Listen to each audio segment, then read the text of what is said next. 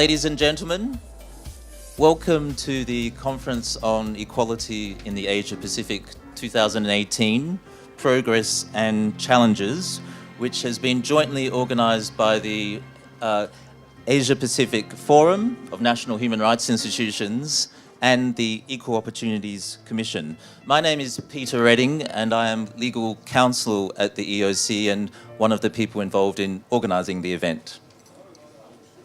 多謝大家出席由國家人權機構亞太論壇同平等機會委員會合辦嘅平等共融亞太區會議2018回顧與前瞻。我係大會司儀 Florence。Would first like to invite Professor Chan, who is the chairperson of the EOC, to give some welcoming remarks.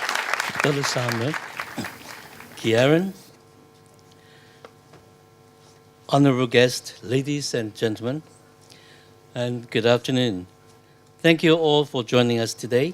On behalf of the EOC, I'd like to give a warm welcome to our distinguished speakers and panelists heading from UN agencies, universities, foundations, NGOs, as well as national human rights bodies from across Asia Pacific. A big welcome also to our delegates from the APF. The EOC enjoys a long-standing affiliation with the APF, and we share the same year of establishment, that was 1996. We're truly pleasure and honor to be able to host this conference with APF. It's incredibly exciting to see so many faces in the room, both old and new. By old, I don't mean age, I mean old.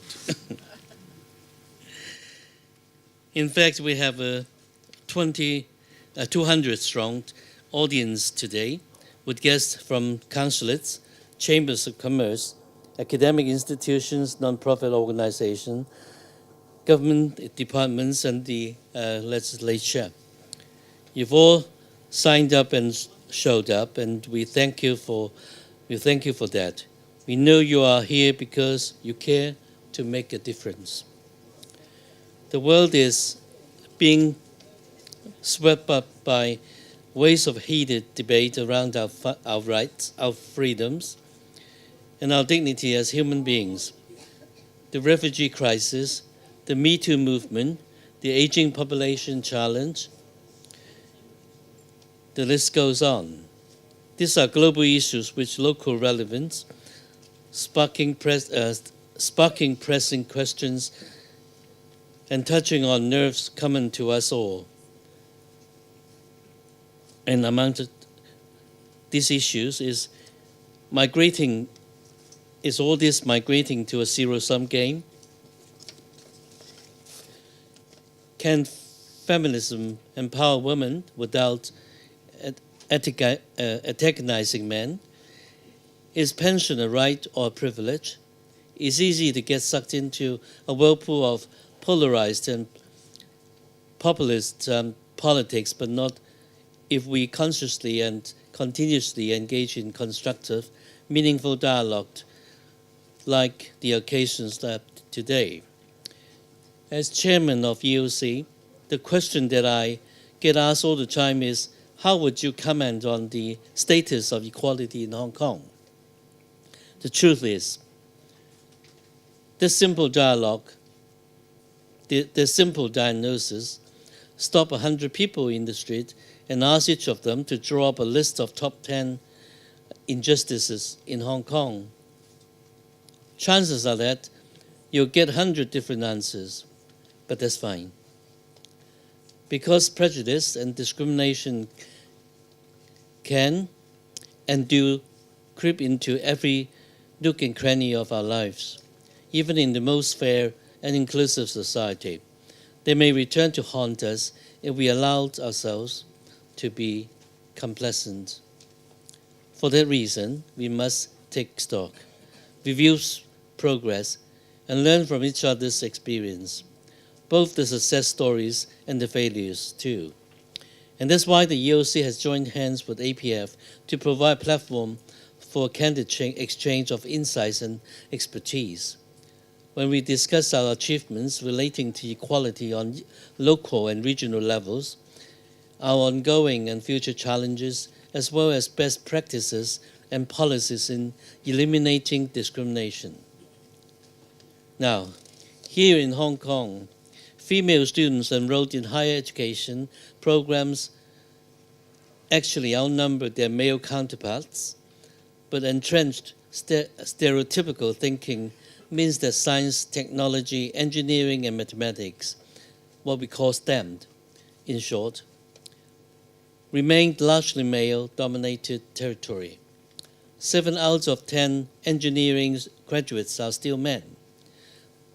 Thanks to initiatives such as the Girls Go Tech program, led by the Women's Foundation, whose CEO, Fiona Knott, is here with us today, we've begun work to help girls unleash their full potentials and make STEM less of a men's club. Still, there's more gender prejudice to combat. We need to close the gap. We need to put more women in the boardroom, as Wat Fern and her organization, Community Business, feminists among us here today, I believe.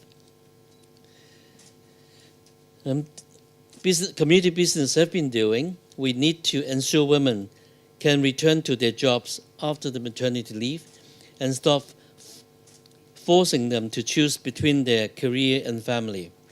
Research shows that motherhood penalty is a real thing, and it would have no place in Hong Kong or anywhere else for that matter. Underpinning the Hong Kong economy and society, just as tireless as women, are all diverse and vibrant ethnic minority communities. They make up nearly 8% of our population, and that includes foreign domestic workers, while the law protects people of all races and ethnic origins from all kinds of discrimination treatment in education, employment, and access to goods and services. The path to integration is still very rocky and rough. There are kindergartens that never put up information on their websites in English. There are recruiters who require candidates to meet Chinese proficiency levels that are disproportionate or, worse still, irrelevant to the job they are applying for. There are landlords shutting their doors to fellow citizens who are South Asians and looking for an apartment. There are newspapers and Facebook groups trolling asylum seekers on a daily basis to the point of hate speech.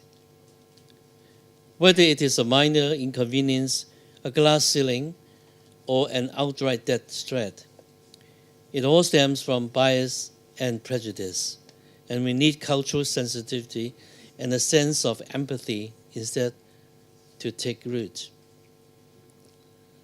For persons with disabilities, what we call PWDs, in Hong Kong, life is just as hard.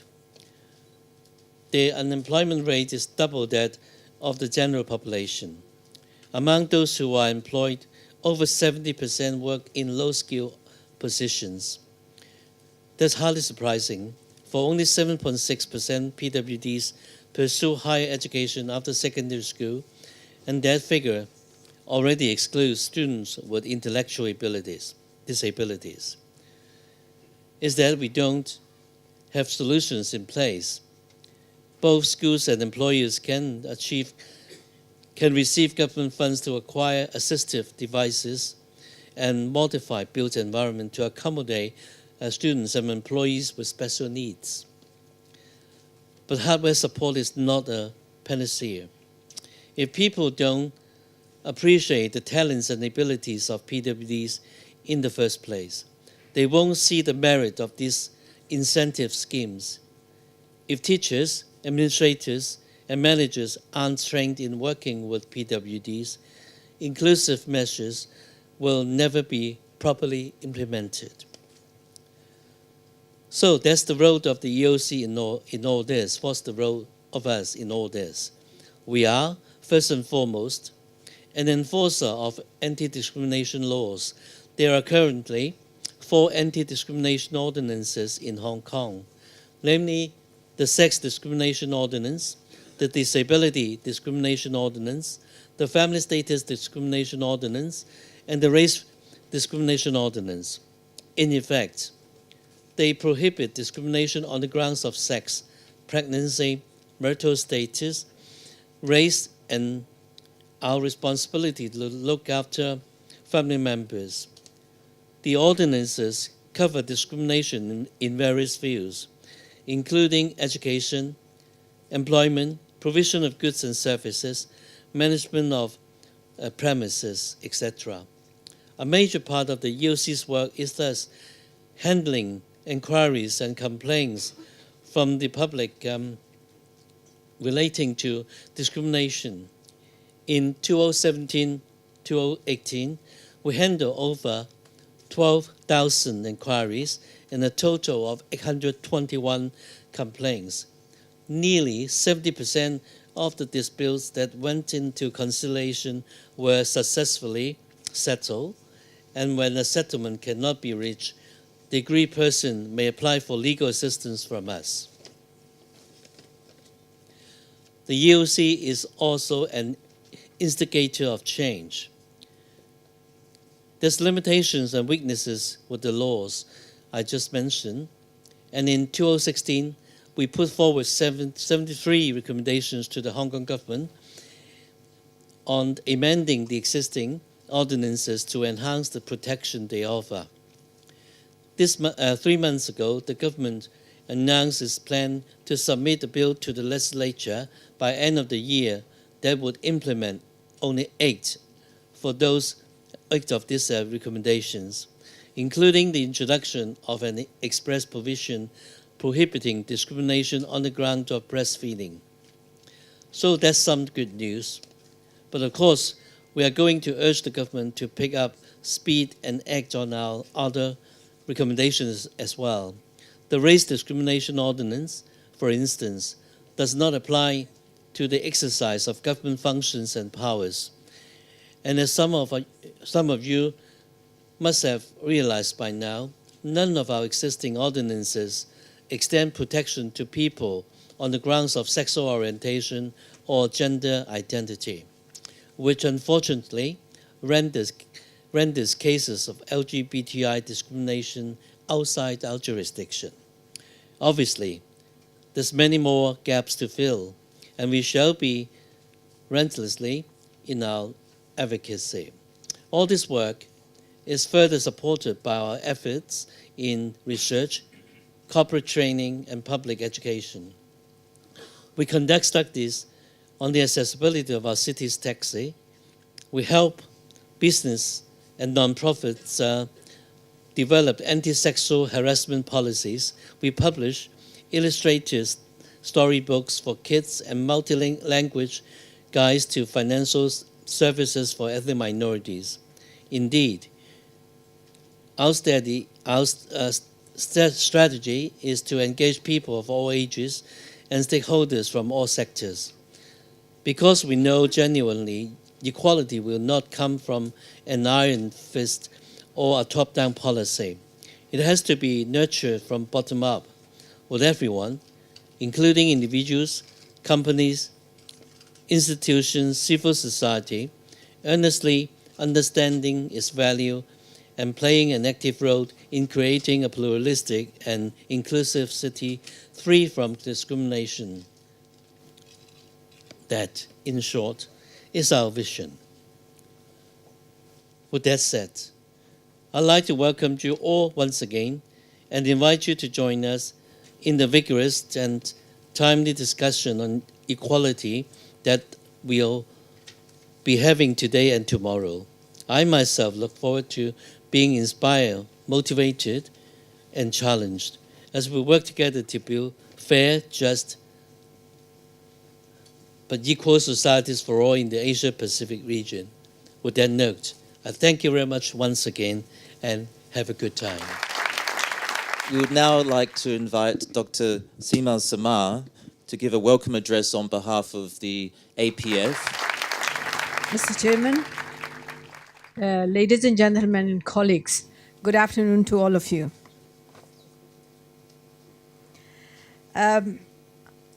First of all, I would like to thank the organizer, the Equality Commission of Hong Kong, and also APF for organizing the conference. And secondly, I apologize that I was not with colleagues yesterday and the day before due to the visa issue, but I was also participating on a conference in Beijing Human Rights Forum, which was, I think, good to start dialogue and be engaged in order to enable changes within the society. I would say that it's 70 years of Universal Declaration of Human Rights we celebrate this year, and also 25th years of Paris Principle. Although we have achieved a lot on human rights, on promotion and protection of human rights in the world, but I have to say that we have not achieved much on reduction of inequality all over the world. And in fact, there are new kind of inequalities which raise in our society. We all know that it is difficult to have full equality for every human being all over the world. But at least we, as a human rights defenders and human rights activists, we should put the human dignity and respect for human dignity on top of our agenda all the time for each one of our activities.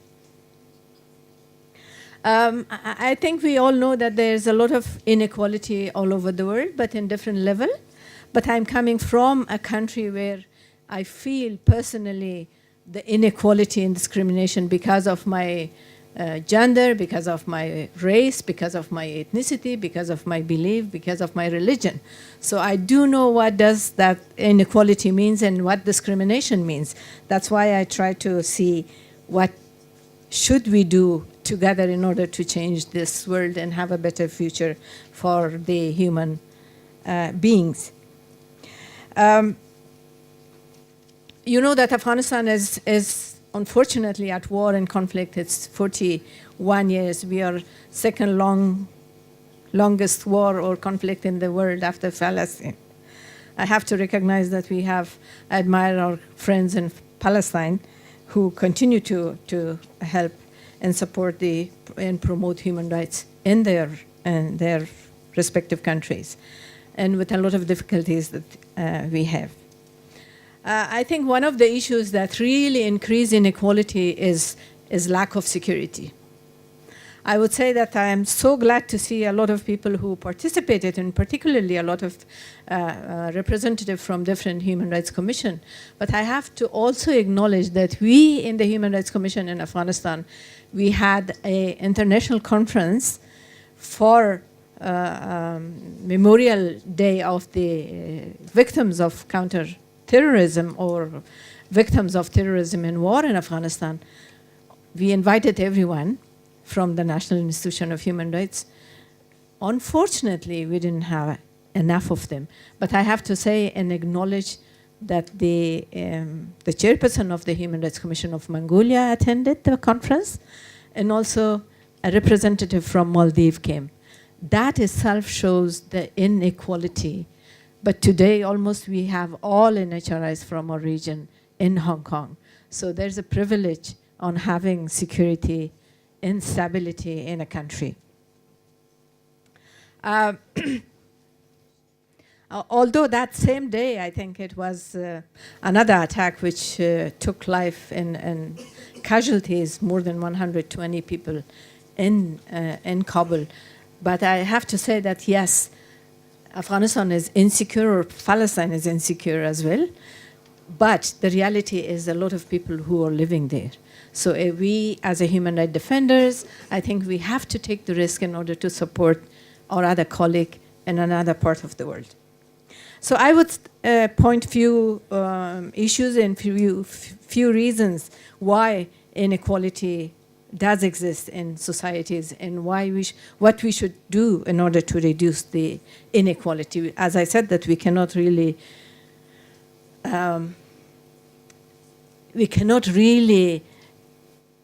make everybody equal.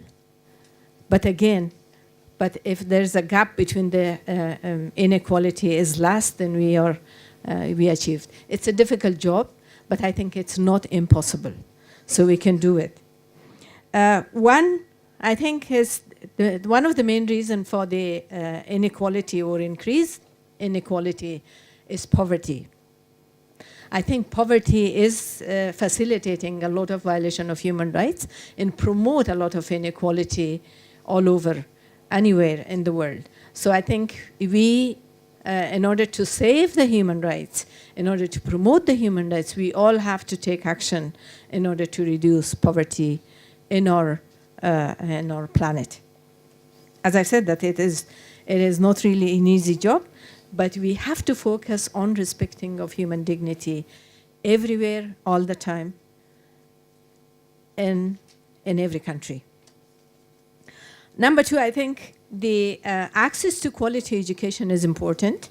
That itself, if we really give a good quality of education to our people, to our new generation, to our children, then we will have a better society and a better respect for human rights. When we put human dignity at first and human rights at first, then itself is reducing the inequality within the society. So that is a key in order to change the mentality of the people and mentality of the society. If we have a good quality education and based on human rights principle. Number three, I think it's access to health and access to quality health services is also helping to reduce the gap between or promote equality, I would say. Of course, we all know that the poor people do not have access to very good quality of health services. That's why they live shorter than the one who is more rich and have access to quality health services. When we say that, okay, the average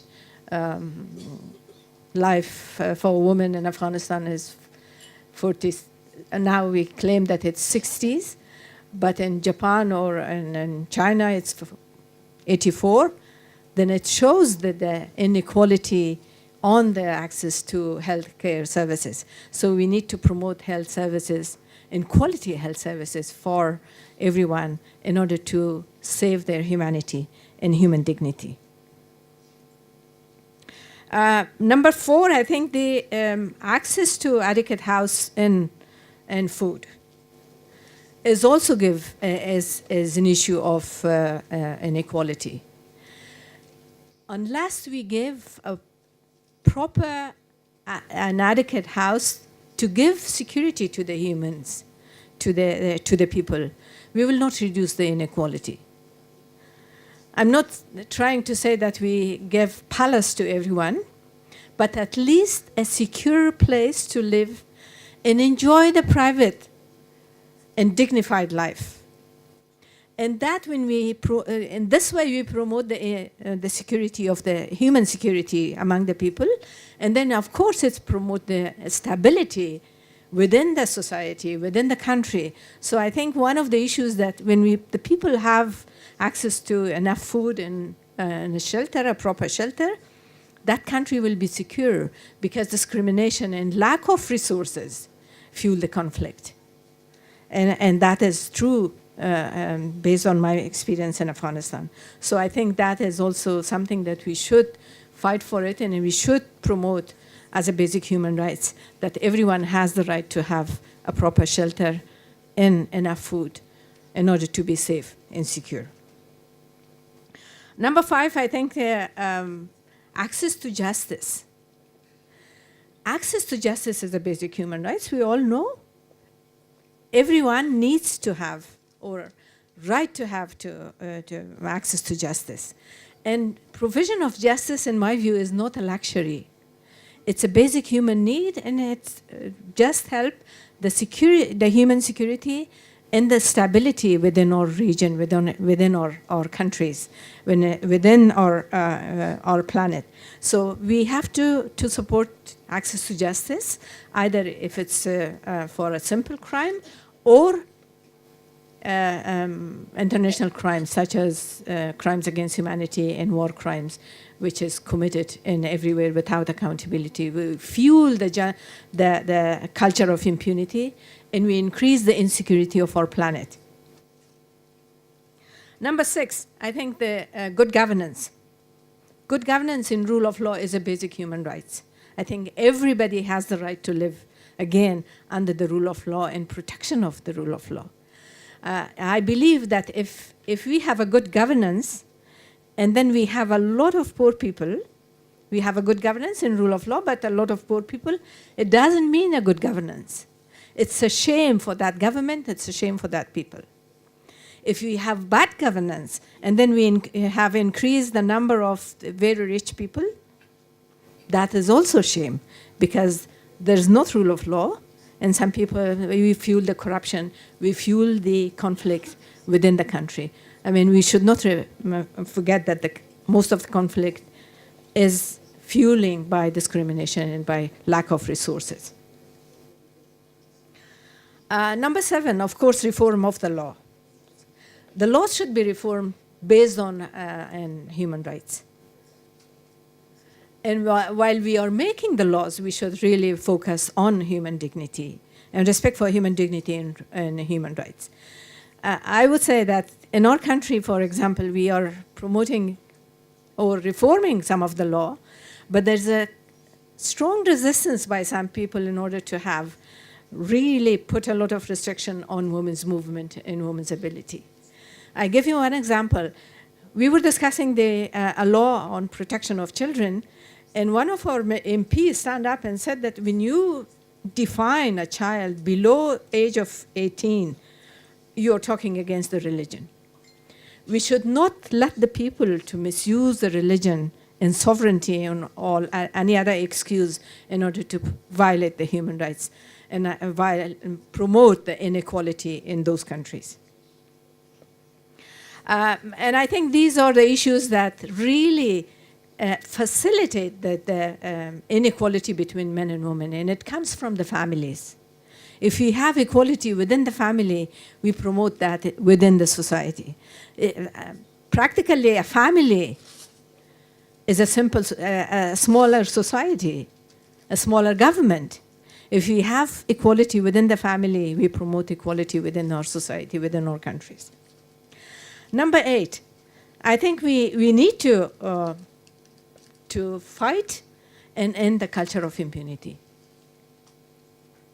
Otherwise, we just say, okay, these are, for example, in Afghanistan, they say, well, Afghans are traditional people, uneducated people, so it's their culture to have women as a second-class citizen, so we should not promote here. This is not Western countries, or this is not developed countries.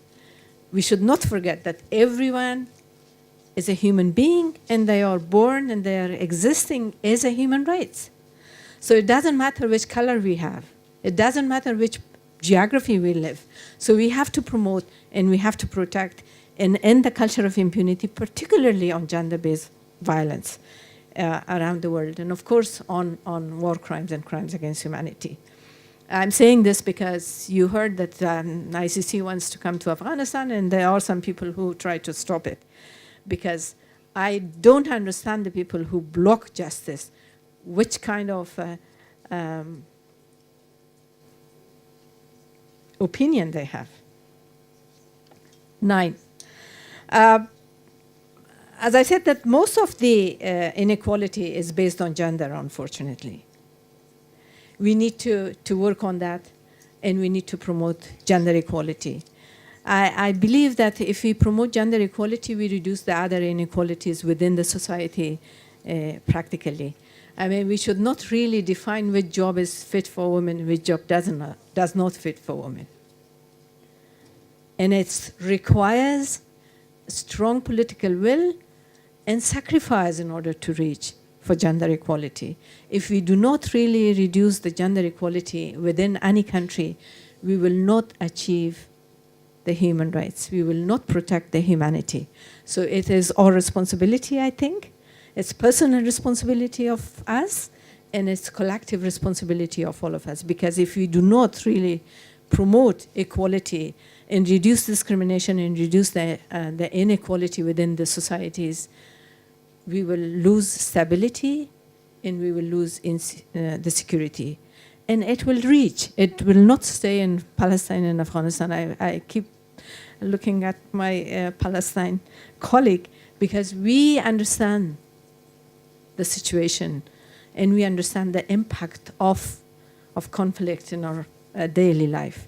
That's why I'm insisting on that. We as a human rights defenders, we have to stand united, strong, collective, in order to reduce this gender inequality. And I would thank again the organizer for this program, and thank you very much for listening.